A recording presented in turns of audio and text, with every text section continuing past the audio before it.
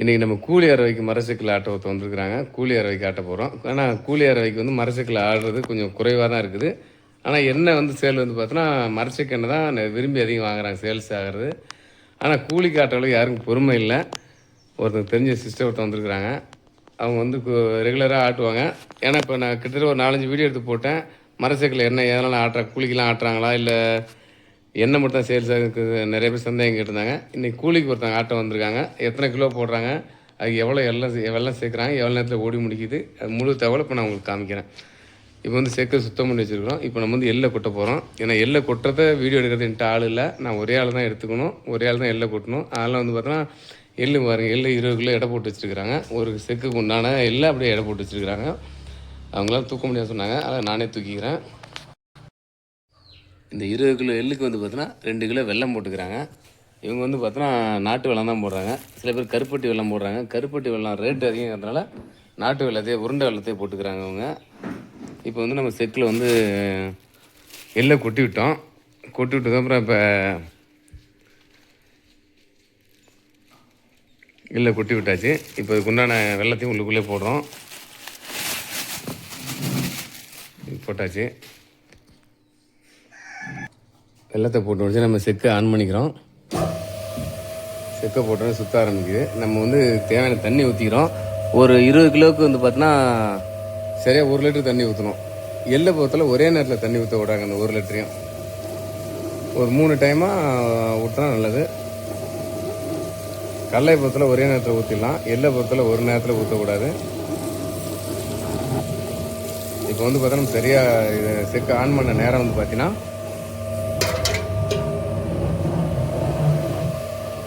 ஓட ஆரம்பிச்சிச்சு. கரெக்டாக 4:08க்கு ஆன் பண்ணியிருக்கோம் செக்கை. எவ்வளோ நேரத்தில் முடியும்னு பார்க்கலாம். 4:08க்கு ஆன் பண்ணியிருக்கோம். போட்ட வெள்ளத்தெல்லாம் உடச்சி விட்டுக்கிறோம். இதுலேயே உடச்சிக்கலாம்.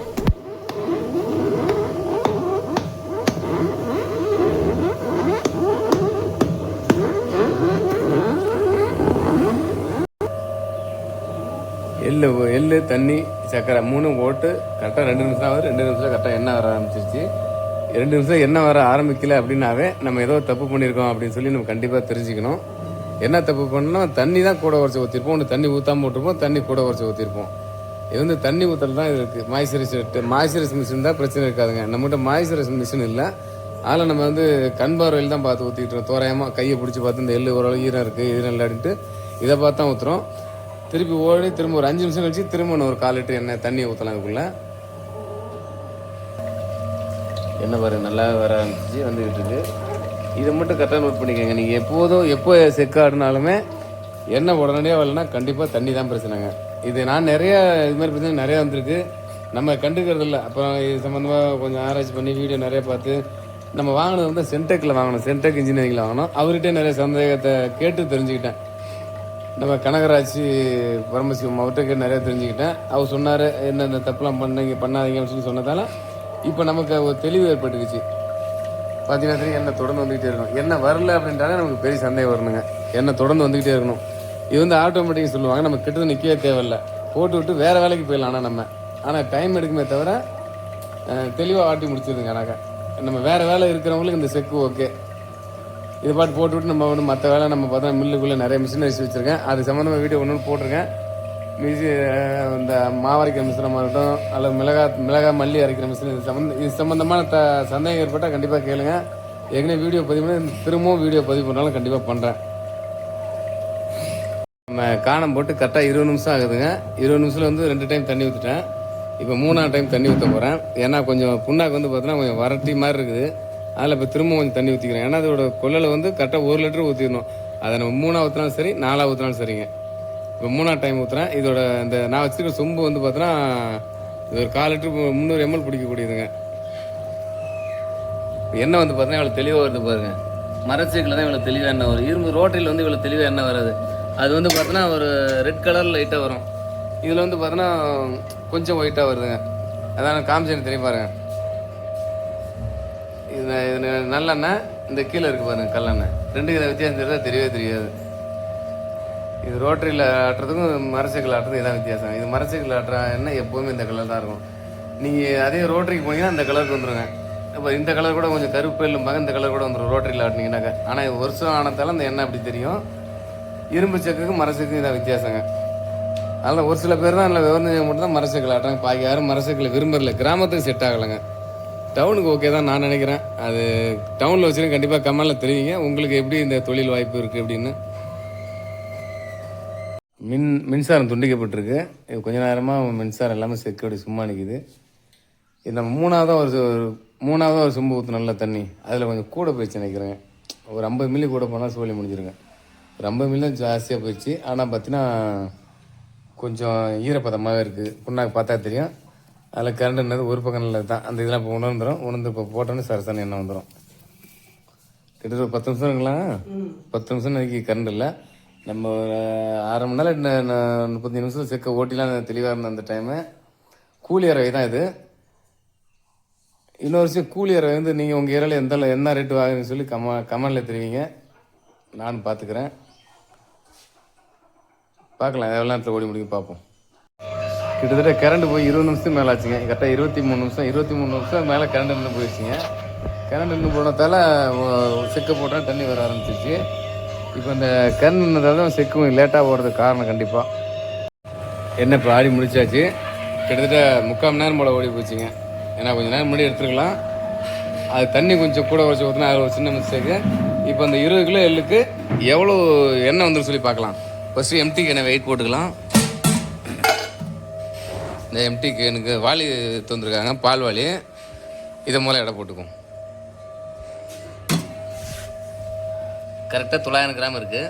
இப்போ நம்ம ஆடி வச்ச எண்ணெயை இந்த கேனுக்குள்ளே ஊற்றிடலாம். எண்ணெய் ஊற்றியாச்சுங்க இதில். இப்போ நம்ம போய் எடை போடுவோம். இதை கரெக்டாக கேன் வெயிட்டோடு சேர்த்து 9,750 இருக்குதுங்க. 9,700 900 போச்சுனாக்கா பாக்கி 8,150ங்க. இப்போ வந்து பார்த்தோன்னா இது வந்து 9 லிட்டருக்கு எண்ணெய் இருக்குது. இதில் எள்ளு நல்ல எள்ளுன்னே சொல்ல. இதை எண்ணெயும் பரவாயில்ல நல்லாவே வந்துருக்குது. ஸோ இது ஆடினவங்களுக்கு நல்ல லாபம் தாங்க. இது மரச்சக்கில் ஆட்டினாலும் ஓகே தான், இரும்பு சக்கில் ஆட்டினாலும் ஒரே சேமான எண்ணெய் தான் வந்துருக்குது. பரவாயில்ல, ஆட்டினதும் பரவாயில்ல. இப்போ யார் ஆட்டினா எங்கேருந்து வந்து ஆட்டாங்கன்னு அவங்கள்ட்ட ஒரே விஷயம் கேட்டு தெரிஞ்சுக்கலாமா? வாங்க. இப்போ இவங்க தான் என்ன மரச்சக்கில் என்ன ஆட்டம் வந்தாங்க, நமக்கு தெரிஞ்சவங்க தான். எங்கேருந்துக்கா வரீங்க நீங்கள்? கீழேசிலேருந்து வரீங்க. மரச்சக்கில் என்ன ஆட்டுறீங்க? மரசக்குங்கிறது சூடு இல்லாம குளிர்மையா இருக்கு. ரெண்டாவது மரசக்குல இருக்கிறதுனால இது கொண்டு காய வைக்கணும், அதை பண்ணணும், இதை பண்ணணும், எந்த ஒரு இதுவும் இல்ல. எண்ணெயும் கொஞ்சம் நல்லா இருக்குது. அதனால மரசக்குல போட்டு ரெகுலரா மரசக்குல தான் ஆட்டுவீங்களா? கன்ஃபார்ம் மரசக்குல தான். தேங்காய் பயிர்ல இருந்து நல்லெண்ணெயில இருந்து கல்லெண்ணெய் கூட மேக்சிமம் எனக்கு மரசக்குலயே போட்டு கொடுத்துருங்கன்னு தான் இந்த மில்லுக்கார ஓனர்கிட்ட சொல்லுவேன். பரவாயில்லைங்க, ரொம்ப நன்றிங்க. பார்த்தீங்கன்னா நம்ம சிஸ்டர் தான் அவங்க. கீழே விழுந்து ரெகுலராக வந்து ஆட்டோ வருவாங்க. கீழே விழுந்து தானே சொன்னீங்க?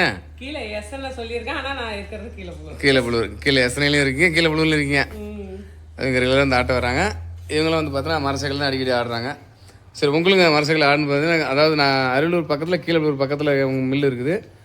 இது சுற்று வட்டாரம் இருக்கவங்க மட்டும் கூப்பிடுங்க. ரொம்ப தூரலேருந்து உள்ளவங்களாம் இங்கே வந்து எண்ணெய் ஆட முடியாது.